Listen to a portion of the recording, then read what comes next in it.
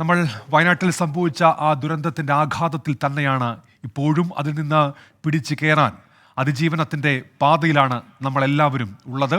ഉരുളെടുത്തുപോയ ജീവിതം തിരിച്ചു പിടിക്കാനുള്ള പോരാട്ടത്തിലാണ് ആ മേഖലയിലുള്ള ആളുകളെല്ലാം. രക്ഷാദൗത്യത്തിനെത്തിയ സൈന്യം ഇന്ന് മടങ്ങുകയുണ്ടായി. ദുരിതക്കയത്തിൽ നിന്ന് നാടിനെ രക്ഷിക്കാൻ സാധ്യമായതെല്ലാം ചെയ്തതിന് ശേഷമാണ് സൈന്യം മടങ്ങിയത്. പക്ഷേ ഉറ്റവരെ തേടിയുള്ള തിരച്ചിലിന് അവസാനമായിട്ടില്ല. ദുരന്തം അതിജീവിച്ചവരെ പങ്കെടുപ്പിച്ചുള്ള ജനകീയ തിരച്ചിലാണ് നാളെ നടക്കാൻ പോകുന്നത്. അതേസമയം പ്രധാനമന്ത്രി നരേന്ദ്രമോദി വയനാട്ടിലേക്ക് വരുന്നതിനെ സ്വാഗതം ചെയ്ത് മന്ത്രി കെ രാജൻ രംഗത്തെത്തി. പ്രധാനമന്ത്രി എത്തുന്നതിന് മുന്നോടിയായി SPG സംഘം ദുരന്തബാധിത പ്രദേശത്തെ സുരക്ഷാ ക്രമീകരണങ്ങൾ വിലയിരുത്തി. സൈന്യം മടങ്ങുകയാണ്. 10 ദിവസത്തിനുള്ളിൽ മനുഷ്യസാധ്യമായതെല്ലാം ചെയ്തു. അഭിമാനത്തോടെയാണ് മടക്കം.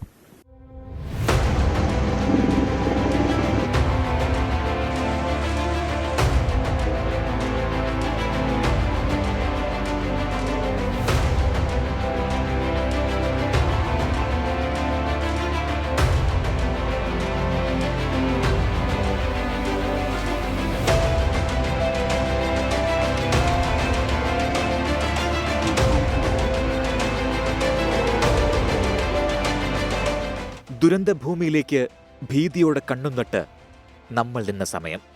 ഒരു മാത്ര പോലും വൈകാതെ അവർ ഓടിയെത്തി. തകർന്ന പാലത്തിന്റെ സ്ഥാനത്ത് പാലം പണിതു. ജീവനുള്ളവരെ മുഴുവൻ രക്ഷിക്കാൻ ഒപ്പം നിന്നു. അതുകൊണ്ട് മാത്രം തീർന്നില്ല. ശേഷം മൃതദേഹാവശിഷ്ടങ്ങൾ തിരയാനും പുഞ്ചിരിമട്ടത്തും മുണ്ടക്കയിലും ചൂരൽമലയിലും നമ്മുടെ സൈനികരുമുണ്ടായിരുന്നു. ഒടുവിൽ രക്ഷാദൗത്യത്തിന്റെ 10ാം നാൾ മടങ്ങാൻ സൈന്യം തീരുമാനിച്ചു. അവർ നടത്തിയിട്ടുള്ള സേവനം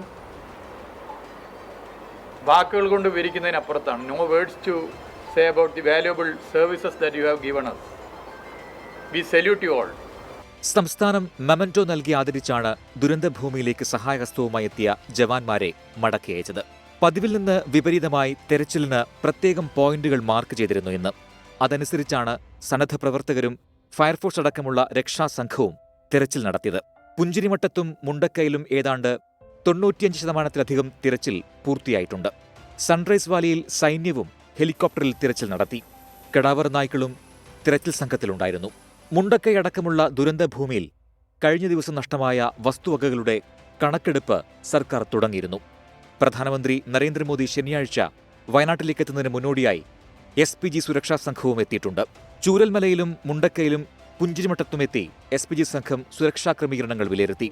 പ്രധാനമന്ത്രിയുടെ വരവിനെ സ്വാഗതം ചെയ്യുന്നതായി റവന്യൂ മന്ത്രി കെ രാജൻ. L3യിൽപ്പെടുത്തി കേരളത്തെ ഇക്കാര്യത്തിൽ പരിഗണിച്ചാൽ ഒരു വലിയ കാര്യമായി കിട്ടാവുന്ന മാക്സിമം സഹായങ്ങൾ സാധാരണഗതിയിൽ കിട്ടും. അതുകൊണ്ട് പ്രധാനമന്ത്രിയുടെ വരവിനെ പോസിറ്റീവായി ഞങ്ങൾ കാണുന്നു. പ്രതിപക്ഷ നേതാവ് VD സതീശനും സർക്കാരിന്റെ സമാനാഭിപ്രായം പങ്കുവച്ചു. പ്രധാനമന്ത്രിയുടെ സന്ദർശനത്തെ ഞങ്ങൾ സ്വാഗതം ചെയ്യുന്നു. അദ്ദേഹം സന്ദർശിച്ചു പോയി കഴിഞ്ഞാൽ സംസ്ഥാനത്തിന് ഒരു സ്പെഷ്യൽ പാക്കേജ് ഉണ്ടാകും എന്നുള്ള ശുഭാപ്തി വിശ്വാസമാണ് ഞങ്ങൾക്കുള്ളത്. തരട്ടെ. അതേസമയം മുണ്ടക്കൈ ദുരന്തത്തിന്റെ പശ്ചാത്തലത്തിൽ ഹാരിസൺസ് മലയാളം ലിമിറ്റഡിലെ അതിഥിത്തൊഴിലാളികളായ 85 കുടുംബങ്ങൾ നാട്ടിലേക്ക് മടങ്ങിയിട്ടുണ്ട്. നാളെ ദുരന്തത്തെ അതിജീവിച്ച ആളുകളെ കൂടി ഉൾപ്പെടുത്തി മുണ്ടക്കയിലും പുഞ്ചിരിമട്ടത്തും ചൂരൽമലയിലും ജനകീയ തിരച്ചിൽ നടത്താനാണ് തീരുമാനം. സൈന്യം മടങ്ങുമ്പോൾ രക്ഷാപ്രവർത്തനം അതിന്റെ മറ്റൊരു ഘട്ടത്തിലേക്ക് കടക്കുകയാണ്. NDRFും ഫയർഫോഴ്സും സന്നദ്ധ സംഘടനകളും തിരച്ചിൽ വീണ്ടും തുടരും. VS മനീഷിനൊപ്പം Sreekumaran, Team 24 Wayanad.